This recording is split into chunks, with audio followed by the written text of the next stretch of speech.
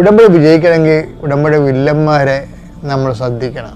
ഉടമ്പടിയിലുള്ള വില്ലന്മാരാണ് ഉടമ്പടിയുടെ കാര്യങ്ങൾ താമസിപ്പിക്കുന്നത്. ഇപ്പം കഥകളൊക്കെ വരുമ്പോൾ ഹീറോയും വില്ലനും ഇല്ലേ, ഇതുപോലെ തന്നെ ഈ വില്ലൻ എപ്പോഴും ഹീറോയുടെ മുന്നേറ്റങ്ങളെ തടയും. ഉടമ്പടിക്കും വില്ലനുണ്ട്, അത് ഈ ഹീറോയുടെ മുന്നേറ്റങ്ങളെ തടയുന്നുണ്ട്.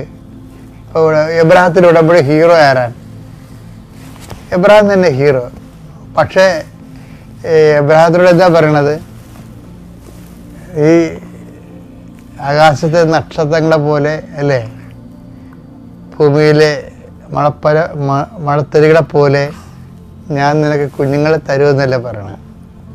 പക്ഷെ ഒരു കുഞ്ഞിനെ കിട്ടാൻ തന്നെ എബ്രഹാത്തിന് 25 കൊല്ലം ലാഗ് ചെയ്യേണ്ടി വന്നു. അതെന്താ കാരണം? ആ വില്ലൻ ഉണ്ടായിട്ടാണ്. ആരാ വില്ലൻ അതിൻ്റെ അകത്ത്? 2 വില്ലനും വില്ലത്തിയും ഉണ്ട് അതിൻ്റെ അകത്ത്. ഇതുപോലെ തന്നെ അപ്പം നിങ്ങൾക്ക് ആരാണ് എബ്രഹാത്തിൻ്റെ പുറപ്പെട്ട വില്ലൻ എന്നൊക്കെ പറയാം.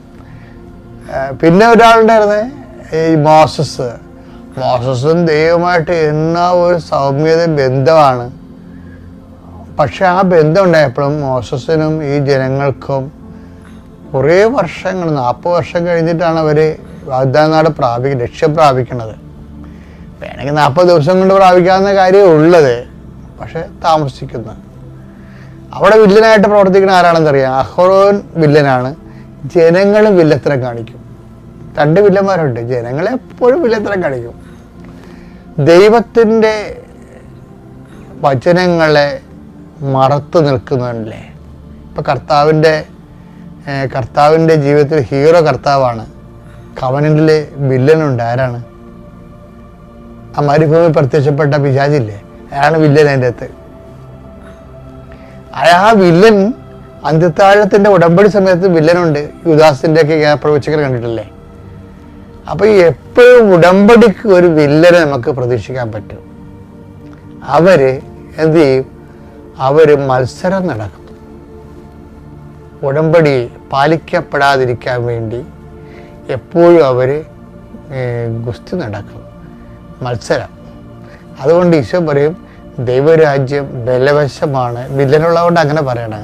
മത്തായി 11:12 സ്നാപക യോഹന്നാന്റെ നാളുകൾ മുതൽ, സ്നാപക യോഹന്നാന്റെ കാലം മുതൽ ഇന്ന് വരെ സ്വർഗരാജ്യം ബലപ്രയോഗത്തിന് വിഷയമായിരിക്കുന്നു.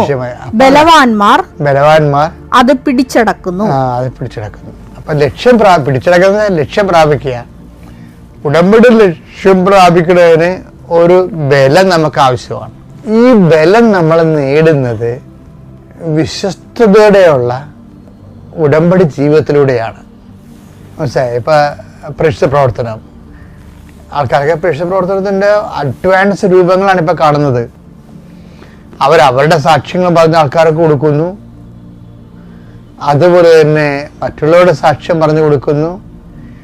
അങ്ങനെ ദൈവത്തിൻ്റെ വിശ്വാസ കൈമാറ്റം ഏത് വെയിലത്തും മഴയത്തും ചെയ്തുകൊണ്ട് തന്നെയാണ് ആൾക്കാർ ബലം പ്രാപിക്കുന്നത്. സാക്ഷ്യജീവിതമാണ് ബലം പ്രാപിക്കാൻ ഏറ്റവും നല്ലത്. കാര്യം വില്ലനുള്ള കാരണം നമുക്ക് ഇപ്പം പ്രാർത്ഥനാ ജീവിതം, അതുപോലെ തന്നെ സാക്ഷ്യജീവിതം, അതിന് സുവിശേഷ കൈമാറ്റം, ഉപവിപ്രവർത്തനങ്ങളൊക്കെയാണ് ബലം നമുക്ക് തരണത്. അപ്പം അതുകൊണ്ട് ഈ ബലത്തിൽ വരുമ്പോൾ പിശാച് അല്ലെങ്കിൽ ഉടമ്പടിക്കെതിരെ നിൽക്കുന്ന ശക്തികളെ നഷ്ടധൈര്യമായി പോകും. അപ്പോൾ വളരെ സൂക്ഷിച്ച് കൈകാര്യം ചെയ്ത് ആണ് ഉടമ്പടി വിജയിപ്പിക്കുന്നത്. അപ്പം നമ്മളെ ദൈവം ഉദ്ദേശിക്കുന്നത്, ഉടമ്പടി കൊണ്ട് ദൈവം ഉദ്ദേശിക്കുന്നത് നമ്മുടെ ലക്ഷ്യങ്ങൾ സാധിക്കുന്നതിനേക്കാൾ ഉപരി നമ്മളെ ആധ്യാത്മികമായി ബലപ്പെടുത്തുക കൂടി ഉടമ്പടി ലക്ഷ്യമുണ്ട്. അപ്പം അതുകൊണ്ട് സൂക്ഷിച്ച് വേണം.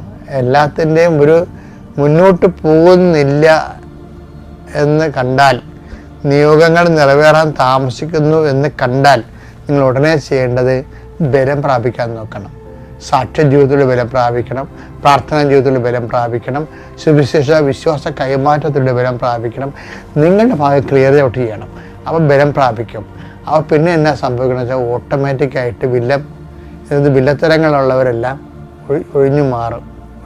ഇപ്പം എബ്രഹാത്തിൻ്റെ ഉടമ്പടിയിൽ ലോത്ത് ഒരു വില്ലനായിരുന്നു, സാറ ഒരു വില്ലനായിരുന്നു.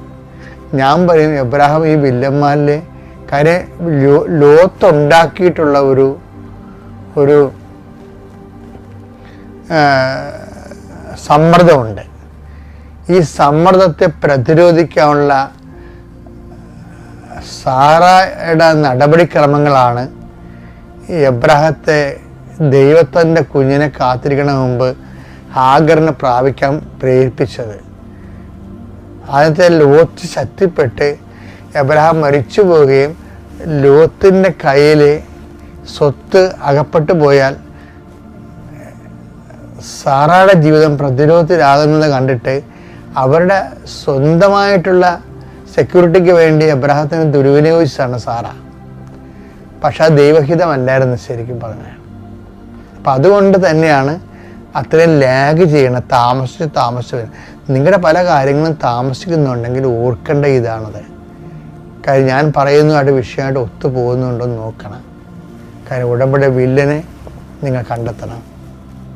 കർത്താവിൻ്റെ വചനം പാലിച്ച് ജീവിക്കുന്നതിലും നിങ്ങളെ തടസ്സപ്പെടുന്ന വ്യക്തികളെ കണ്ടെത്തിയിട്ട് ആ തടസ്സം മാറ്റി മുന്നോട്ട് പോകണം. Praise the Lord.